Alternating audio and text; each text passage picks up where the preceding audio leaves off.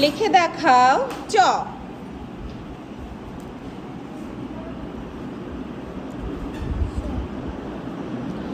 এবার লিখে দেখাও হ। তুমি ওর খাতার দিকে দেখছো। হ, তার মানে তুমি হ লিখতে পারছো না না দেখে, তাই তো?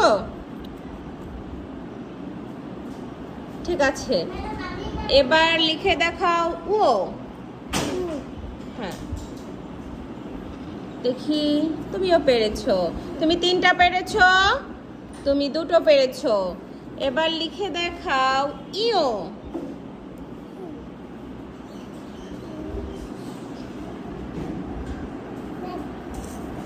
এটা ধ, এটা ইও হলো না।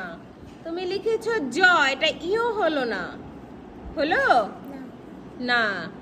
ইও কিভাবে লিখি আমরা? কিভাবে লিখি? এই যে এটা হলো ইও। তুমি লিখতে পারো ইও? তুমি তো ক থেকে একদম সেই চন্দ্রবিন্দু পর্যন্ত লিখতে পারো, অথচ দেখো যখন আমরা আলাদাভাবে ধরলাম তখন কিন্তু আমরা ইউ লিখতে পারছি না, তাই না? প্রত্যেকটা বর্ণমালা আমাদের চিনতে হবে। দেখো তো এটা ইও কিনা,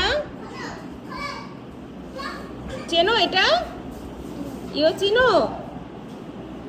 ভুলে গিয়েছিলাম, তাই না? এই তো খুব সুন্দর ইও হয়েছে। আচ্ছা, এবার লেখো তো ডয় শূন্য অর। ডয় শূন্য অরা লেখো তো। আদিত্য মনে আছে? দ হলো, ডয় শূন্য অরা হলো না। ডয় শূন্য অরা হলো না, এটা ধ হলো। তুমি লিখেছো ঢয় শূন্য র, আর ডয় শূন্য কোনটা বলো তো সঙ্গীতা? ভেরি গুড, হ্যাঁ, এটাকে আমরা বলি ডয় শূন্য অর। বুঝতে পেরেছি? ওকে, তাহলে আমরা আজকে কি শিখলাম বলো তো?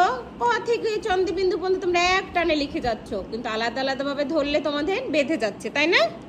তাহলে প্রত্যেকটা বর্ণমালাকে সুন্দর করে চিনতে হবে। ঠিক আছে, খিও লিখতে পারি? পারি না? চেষ্টা করো তো খিও, দেখো না পারো কি না। পারো তো, কতবার লিখে দেখিয়েছো। এই তো খিও, ভেরি গুড, তুমি লিখতে পারো। আচ্ছা, তুমি কি এইটা দেখেছো কখনো আগে?